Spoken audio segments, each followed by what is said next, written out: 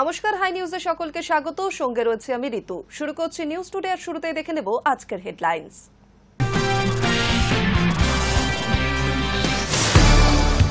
ভোটের আগে ফের চক্রান্তের অভিযোগে উত্তাল রাজ্য রাজনীতি। ইলেকশন কমিশনের প্রকাশিত ভোটার তালিকা নিয়ে বড়সড় অভিযোগ তুলল তৃণমূল কংগ্রেসের মুখপাত্র কুণাল ঘোষ এবং রাজ্যের মন্ত্রী চন্দ্রিমা ভট্টাচার্য। কেন্দ্র আতঙ্কের পরিবেশ তৈরি করছে। প্রদীপ করের মৃত্যুর তদন্ত চেয়ে খড়দহ থানায় এফআইআর পরিবারের। পানিহাটির প্রদীপ করের মৃত্যু নিয়ে তোলপাড় রাজ্য রাজনীতি। বাংলায় এসআইআর ঘোষণা হতেই ধন্দে সাধারণ মানুষ। চিন্তা দূর করতে বড় উদ্যোগ নির্বাচন কমিশনের। ভোটার হেল্পলাইন এবং পরিষেবা ব্যবহার করে ভোট সংক্রান্ত প্রশ্ন করতে পারবেন নাগরিকরা। এসআইআর করতে এলে ঝাঁটা জুতো মেরে গ্রাম থেকে বার করে দেওয়ার নিদান। এসআইআর কার্যক্রম ঘিরে ফের বিতর্কে তৃণমূল নেতা। বাঁকুড়া শহরে জেলা মহিলা তৃণমূলের ডাকে আয়োজিত কর্মী সভা থেকে বিস্ফোরক মন্তব্য ঘিরে বিতর্ক। রাসমেলায় নবদ্বীপ ধামে ভিড় জমাবেন বহু মানুষ। তাদের উদ্দেশ্যে বিশেষ ব্যবস্থা পূর্ব রেলে। আগামী 5 এবং 6 নভেম্বর পূর্ব রেলের হাওড়া ডিভিশনে চলবে এক জোড়া বিশেষ ট্রেন। বঙ্গের ধর্মীয় স্থানেও এবার পোশাক ফতোয়া। মহিলাদের ছোট পোশাক নিয়ে ফতোয়া জারি দার্জিলিংয়ের মহাকাল মন্দিরে। মন্দিরের বাইরে জারি বিজ্ঞপ্তি। গোবরডাঙ্গা স্টেশনে খুলল না এসি লোকালের একটিও দরজা। যাত্রীরা নামতে পারেনি। ট্রেন ঠাকুরনগরের দিকে এগিয়ে যায়। রানাঘাট এসি লোকাল ট্রেনের ঘটনা এটি। গোবরডাঙ্গা স্টেশনে খুলল না এসি লোকালের একটিও দরজা। যাত্রীরা নামতে পারেননি। ট্রেন ঠাকুরনগরের দিকে এগিয়ে যায়। রানাঘাট এসি লোকালের ঘটনা এটি। বুধবার সন্ধ্যায় এই বিপত্তির জেরে চূড়ান্ত ক্ষুব্ধ হয় নিত্যযাত্রীরা। যদিও পরে অবশ্য গোবরডাঙ্গা স্টেশনে ফিরিয়ে আনা হয় ট্রেনটিকে। স্থানীয় সূত্রে জানা গিয়েছে, শিয়ালদা থেকে সন্ধ্যা 6:14 বনগাঁ ভায়া রানাঘাট এসি লোকাল ট্রেনটি প্রতিদিন সন্ধ্যা 7:35 গোবরডাঙ্গা স্টেশনে দাঁড়ায়। বুধবার সময় মতো গোবরডাঙ্গা স্টেশনে থামলেও ট্রেনটির একটিও গেট খোলেনি বলে অভিযোগ যাত্রীদের। বেশ কিছুক্ষণ প্ল্যাটফর্মে দাঁড়িয়ে থাকার পরেও ফের ট্রেনটি রওনা দেয় ঠাকুরনগরের দিকে। এ নিয়ে যাত্রীদের মধ্যে আতঙ্ক বাড়ে। ট্রেনে কর্তব্যরত আরপিএফ ও কর্মীরা লোকো পাইলটের সঙ্গে যোগাযোগ করলে ঠাকুরনগর ও গোবরডাঙ্গার মাঝে থামানো হয় ট্রেনটিকে। তারপরে সন্ধে 7:57 এসি লোকালকে ফিরিয়ে আনা হয় গোবরডাঙ্গা স্টেশনে। কম বেশি 30 মিনিট দেরিতে ট্রেন থেকে নেমে এ নিয়ে ক্ষোভ উগরে দেন যাত্রীরা। যদিও এ নিয়ে রেলের তরফে জানানো হয়েছে, এসি লোকাল ট্রেনের একটি কম্পার্টমেন্ট গেটের সমস্যার কারণে না খোলার কথা বলা হয়েছে। Hi news network. নদিয়ার কৃষ্ণনগরের বুড়িমার পুজো শুরু হয়েছিল রাজা কৃষ্ণচন্দ্রের হাত ধরে। আজ এই পুজো হয়ে উঠেছে জগৎ খ্যাত। সোনার অলঙ্কারে সজ্জিত মায়ের রূপ যেন হয়ে ওঠে অপরূপা, যা দেখতেই দূর দূরান্ত থেকে ছুটে আসেন ভক্তরা।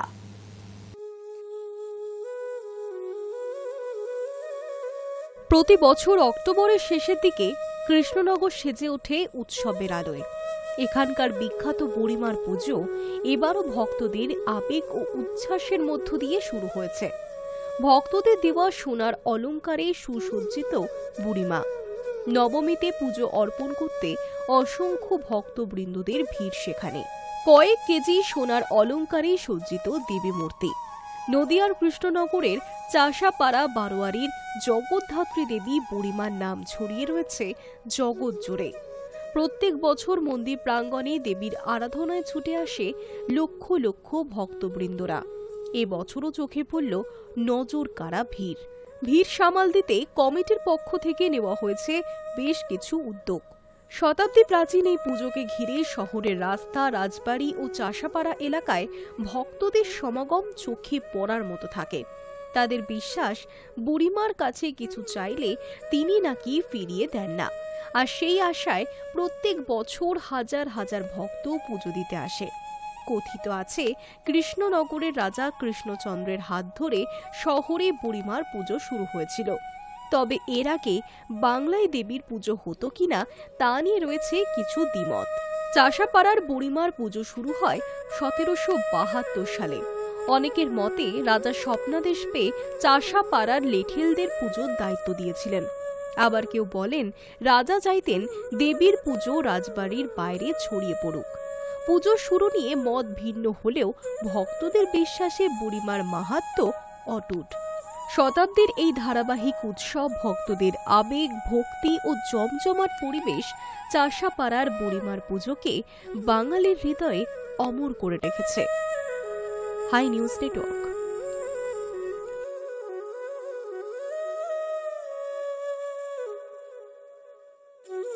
বালুরঘাটে জগদ্ধাত্রী পুজো বৃহস্পতিবার কুমারী পুজোয় সেখানে বিশেষ আয়োজন। কুমারী পুজোয় দেবীর আসনে বসল বছর 6 শ্রুতি। চন্দননগরের জগদ্ধাত্রী পুজোর নাম শুনলেই চোখের সামনে ভেসে ওঠে রঙিন আলোয় মোড়া রাস্তা, অপরূপ সাজে মাতৃ প্রতিমা আর সেই বিখ্যাত নিরঞ্জন শোভাযাত্রা। দুর্গাপুজোর মতোই এই পুজো চলে 5 দিন ধরে।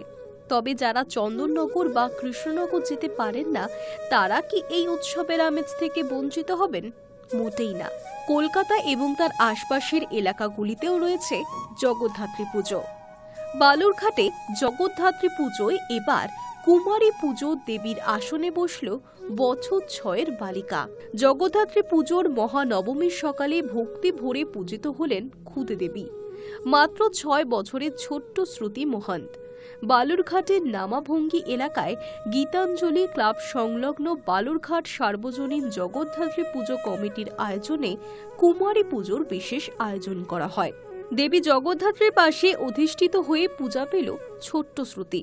বালুরঘাট শহরে জগদ্ধাত্রী পুজো বললেই এতদিন ভরসা ছিল ব্যক্তিগত বা বাড়ির পুজো।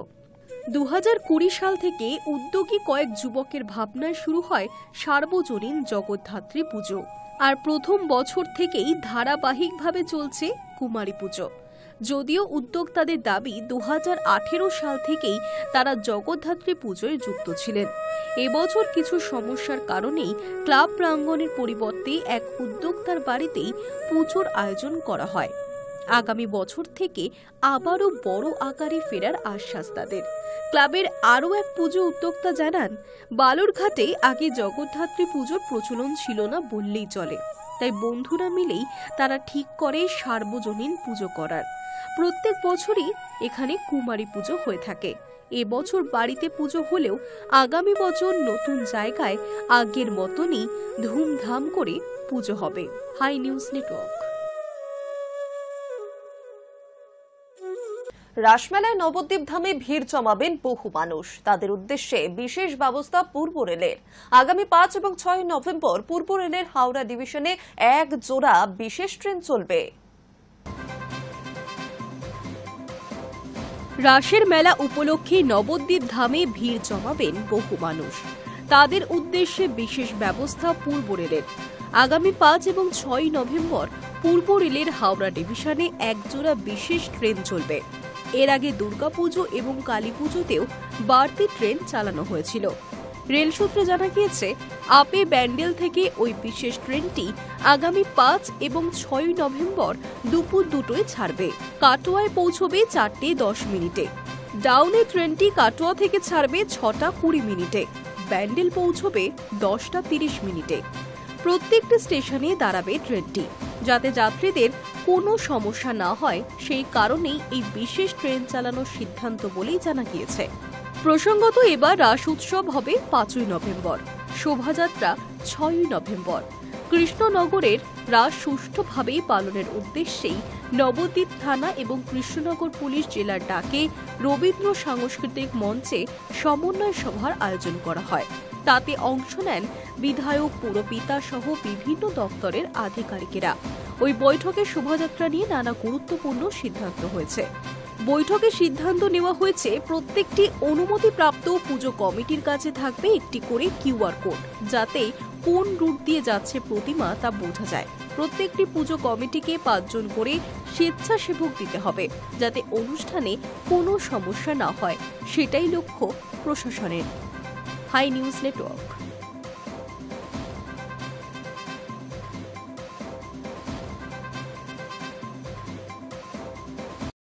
নজর রাখছে পরবর্তী খবরে। বঙ্গের ধর্মীয় স্থানেও এবার পোশাক ফতোয়া। মহিলাদের ছোট পোশাক নিয়ে কার্যত ফতোয়া জারি করল দার্জিলিংয়ের মহাকাল মন্দির কর্তৃপক্ষ। মন্দিরের বাইরে এই নিয়ে বিজ্ঞপ্তিও জারি করা হয়েছে। বঙ্গের ধর্মীয় স্থানেও এবার পোশাক ফতোয়া। মহিলাদের ছোট পোশাক নিয়ে কার্যত ফতোয়া জারি করল দার্জিলিংয়ের মহাকাল মন্দির কর্তৃপক্ষ। মন্দিরের বাইরে এই নিয়ে বিজ্ঞপ্তিও জারি করা হয়েছে। তাতে স্পষ্ট লেখা, মিনি স্কার্টের মতো ছোট পোশাক পরে মহিলারা মন্দিরে পুজো দিতে যেতে পারবেন না। যারা এসব পোশাক পরে আসবেন তাদের জন্য মন্দির চত্বরে ঘাগরার ব্যবস্থা থাকবে, তা পরেই মন্দিরে প্রবেশ করতে হবে। মন্দির কর্তৃপক্ষের এই বিজ্ঞপ্তিতে অনেকেই অসন্তুষ্ট, আবার কেউ কেউ এই সিদ্ধান্তকে সাধুবাদও জানিয়েছেন। সারা বছর দার্জিলিংয়ে প্রচুর পর্যটকের সমাগম হয়। বিভিন্ন দর্শনীয় স্থানের পাশাপাশি মেলের ধার দিয়ে পাহাড়ি পথে হেঁটে আরও উঁচুতে মহাকাল মন্দিরেও পৌঁছে যান পর্যটকেরা। এখানে পুজো দেওয়াও তাদের আকর্ষণ। প্রতিদিন তাই প্রচুর মানুষের ভিড় হয় মহাকাল মন্দিরে। এবার সেই মন্দিরেই মহিলাদের জন্য বেঁধে দেওয়া হলো পোশাক বিধি। ইতিমধ্যেই মন্দির কমিটির তরফে পোস্টার লাগিয়ে দেওয়া হয়েছে, যেখানে লেখা, মহিলাদের মিনি স্কার্ট বা অন্য কোনো ছোট পোশাক পরে মন্দির চত্বরে প্রবেশ নিষেধ। তবে তার জন্য বিকল্প ব্যবস্থাও রাখা হয়েছে মন্দিরেই। কেউ ছোট পোশাক বা স্কার্ট পরে গেলেও মন্দির প্রবেশের জন্য লং ঘাগরার ব্যবস্থা করা থাকছে। সেখান থেকে পোশাক ভাড়া নিয়ে তা পরে তবেই মন্দিরে প্রবেশাধিকার মিলবে।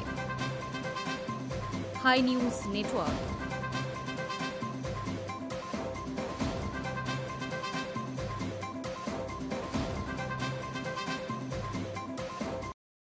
মুম্বাই পোয়াই এলাকায় চাঞ্চল্যকর ঘটনা। সেখানে 20 জন পড়ুয়াকে একটি অভিনয় শেখার স্কুলে পণবন্দি করার অভিযোগ উঠেছিল ওই স্কুলেরই জনৈক কর্মীর বিরুদ্ধে। খবর পেয়ে ঘটনাস্থলে পৌঁছায় বিরাট পুলিশ বাহিনী। শেষ পর্যন্ত পুলিশের তৎপরতায় উদ্ধার করা গিয়েছে পড়ুয়াদের।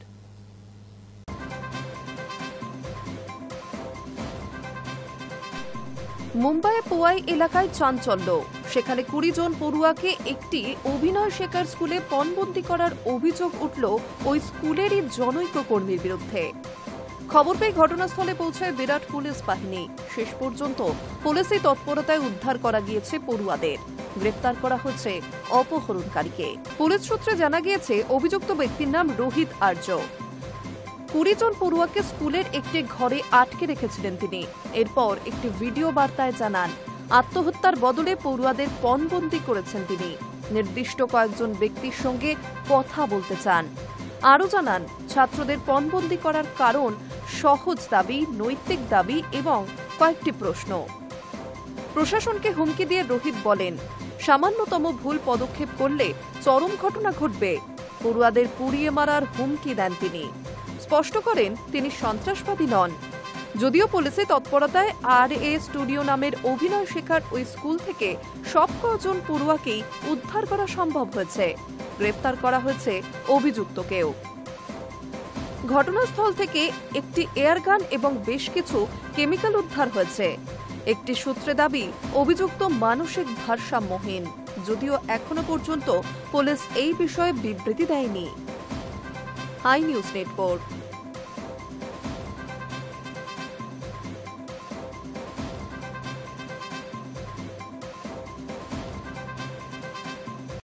বেঙ্গালুরুতে ঘটা এক চাঞ্চল্যকর ঘটনা সামনে এসেছে। গাড়ির ধাক্কায় সামান্য বিবাদ, আর তার জেরেই এক ডেলিভারি এজেন্টকে গাড়ি চাপা দিয়ে খুন করলেন বেঙ্গালুরুর এক দম্পতি। বেঙ্গালুরুতে ঘটা এক চাঞ্চল্যকর ঘটনা সামনে এসেছে, যেখানে সামান্য বিবাদের জেরে এক ডেলিভারি এজেন্টকে গাড়ি চাপা দিয়ে খুন করা হয়েছে বলে অভিযোগ উঠেছে এক দম্পতির বিরুদ্ধে। পুলিশ জানিয়েছে, অভিযুক্তরা এটিকে একটি সাধারণ পথ দুর্ঘটনা বলে সাজানোর চেষ্টা করেছিলেন। ঘটনাটি গত 25শে অক্টোবর রাতে বেঙ্গালুরু দক্ষিণে শ্রীরাম মন্দিরে এলাকায় ঘটে। পুলিশ সূত্রে খবর, মৃত যুবকের স্কুটির সঙ্গে অভিযুক্তর গাড়ির সামান্য ঘষা লাগে। এই ঘটনায় গাড়ির একটি সাইডের মিরর ভেঙে যায়। দক্ষিণ বেঙ্গালুরুর ডিসিপি জানান, এই সামান্য ঘটনায় গাড়ি চালক প্রচণ্ড ক্ষুব্ধ হন। রাগের বশে তিনি তার গাড়িটি দ্রুত উল্টো দিকে ঘোরান এবং স্কুটিটিকে ধাওয়া করতে শুরু করেন। এরপর প্রায় 11:30 নাগাদ মনোজ শর্মা তার গাড়ি দিয়ে স্কুটিটিকে ইচ্ছাকৃতভাবে পিছন থেকে এসে সজোরে ধাক্কা মারেন। গাড়ির ধাক্কায় স্কুটি চালাচ্ছিলেন যিনি, সেই যুবকটি ঘটনাস্থলেই মারা যান। তার বন্ধু বরুণ গুরুতর আহত হন। প্রাথমিকভাবে জেপি নগর ট্রাফিক পুলিশ এটিকে দুর্ঘটনা হিসেবে নথিভুক্ত করলেও তদন্ত চলাকালীন সিসিটিভি ফুটেজ খতিয়ে দেখে এই হত্যাকাণ্ডের রহস্য উন্মোচিত হয়েছে। ফুটেজে স্পষ্ট দেখা যায় ধাক্কাটি কোনো দুর্ঘটনা ছিল না, বরং সম্পূর্ণ উদ্দেশ্য প্রণোদিত ছিল। পুলিশ অভিযুক্তদের চিহ্নিত করেছে। অভিযোগ, ঘটনার পর ওই দম্পতি মাস্ক পরে ঘটনাস্থলে ফিরে এসেছিলেন এবং গাড়ির ভেঙে যাওয়া অংশগুলি কুড়িয়ে নিয়ে প্রমাণ লোপাটেরও চেষ্টা করেছিলেন। রহস্য উদ্ঘাটিত হওয়ার পর ট্রাফিক পুলিশ মামলাটি ভারতীয় দণ্ডবিধির ৩০২ ধারা এবং প্রমাণ লোপাট করার ধারায় পরিবর্তন করে। অভিযুক্ত মনোজ শর্মা এবং আরতিকে গ্রেফতার করে আদালতে পেশ করা হয়েছে। পুলিশ এই ঘটনায় আরও বিস্তারিত তদন্ত করছে। Hi news network.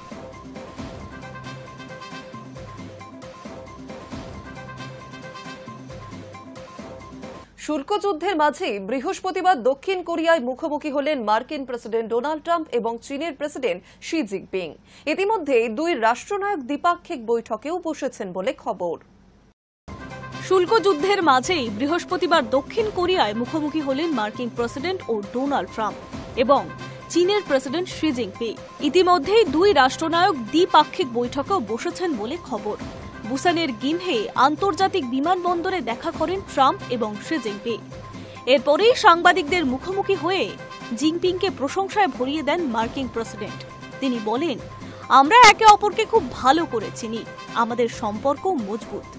আশা করছি আমাদের মধ্যে সফল একটি দ্বিপাক্ষিক বৈঠক হতে চলেছে।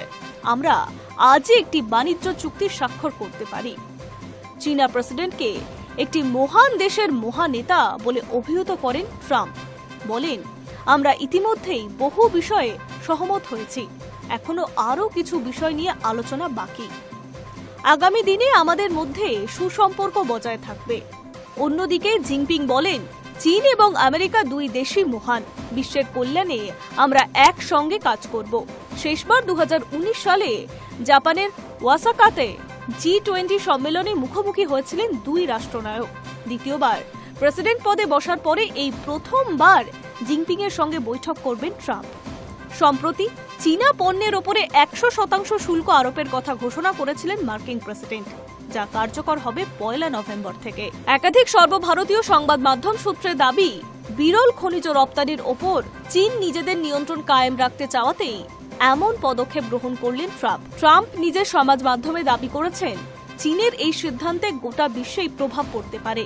একই সঙ্গে তিনি জানান, আন্তর্জাতিক বাণিজ্যে চীনের দাদাগিরি খর্ব করতে আমেরিকা এই পদক্ষেপ গ্রহণ করছে। এই পরিস্থিতিতে বৃহস্পতিবার মুখোমুখি হলেন ট্রাম্প এবং জিনপিং। High news network.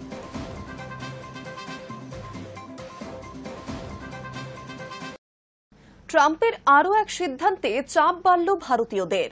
কপালে ভাঁজ আমেরিকায় কর্মরত ভারতীয়দের। ওয়ার্ক পারমিট নিয়ে বড় সিদ্ধান্ত ট্রাম্পের। মার্কিন প্রেসিডেন্ট ডোনাল্ড ট্রাম্পের আরও এক সিদ্ধান্তে চাপ বাড়ল ভারতীয়দের ওপর। সম্প্রতি মার্কিন হোমল্যান্ড সিকিউরিটি দপ্তর ঘোষণা করেছে ৩০ অক্টোবর ২০২৫-এর পর থেকে আর স্বয়ংক্রিয়ভাবে নবীকরণ হবে না অভিবাসী কর্মীদের এমপ্লয়মেন্ট অথরাইজেশন ডকুমেন্ট। ফলে হাজার হাজার বিদেশি কর্মীর মতোই বড় ধাক্কা খেতে পারেন মার্কিন যুক্তরাষ্ট্রে কর্মরত ভারতীয়রা। বুধবার জারি করা বিবৃতিতে হোমল্যান্ড সিকিউরিটি জানিয়েছে, ৩০ অক্টোবর ২০২৫ বা তারপরে যারা ইএডি নবীকরণের জন্য আবেদন করবেন তাদের ক্ষেত্রে স্বয়ংক্রিয় মেয়াদ বৃদ্ধি আর প্রযোজ্য হবে না। তবে এর আগে স্বয়ংক্রিয়ভাবে নবীকরণ পাওয়া ইএডির উপর এর কোনো প্রভাব পড়বে না। ট্রাম্পের প্রশাসন এই নতুন নীতিকে জাতীয় নিরাপত্তা ও জননিরাপত্তা রক্ষার প্রয়োজনে পদক্ষেপের অংশ হিসেবে ব্যাখ্যা করেছে। এর ফলে বাইডেন প্রশাসনের আগের নিয়মটি বাতিল হচ্ছে, যেখানে সময় মতো নবীকরণের আবেদন করলে মেয়াদ শেষ হলেও অভিবাসীরা কাজ চালিয়ে যেতে পারতেন। তবে কিছু বিশেষ ক্ষেত্রে ছাড় থাকবে। হোমল্যান্ড সিকিউরিটি জানিয়েছে, টেম্পোরারি প্রোটেক্টেড স্ট্যাটাস সম্পর্কিত নথি বা আইনত কারণে কিছু নির্দিষ্ট আবেদনে এই নিয়মের ব্যতিক্রম ঘটবে। নতুন নীতির অধীনে অভিবাসী কর্মীদের পটভূমি আরও ঘন ঘন যাচাই করা হবে, যাতে জালিয়াতি রোধ এবং সন্দেহজনক অভিবাসীদের শনাক্ত করা যায়। এই প্রসঙ্গে মার্কিন নাগরিকত্ব ও অভিবাসন পরিষেবার ডিরেক্টর জোসেফ এডলো মন্তব্য করেছেন, আমেরিকায় কাজ করা কোনো অধিকার নয়, বরং একটি বিশেষ সুযোগ। ইউএসসিআইএস এর পরামর্শ, অভিবাসীরা যেন তাদের ইএডি মেয়াদ শেষ হওয়ার 180 দিন আগেই নবীকরণের আবেদন করেন, যাতে কর্মসংস্থানে বিরতি না আসে। সংস্থার বিবৃতিতে বলা হয়েছে, যত বেশি দেরি করে আবেদন করা হবে ততই সম্ভাবনা বাড়বে তাদের কাজের অনুমতি মিলতে। এই সিদ্ধান্তের ফলে এখন থেকেই দুশ্চিন্তা শুরু হয়েছে মার্কিন যুক্তরাষ্ট্রে কর্মরত বিপুল সংখ্যক ভারতীয় ও অন্যান্য বিদেশি পেশাজীবীদের মধ্যে। তাদের মতে, নতুন নিয়মটি অভিবাসীদের কর্মসংস্থান আরও অনিশ্চিত করে তুলবে। Hi news network.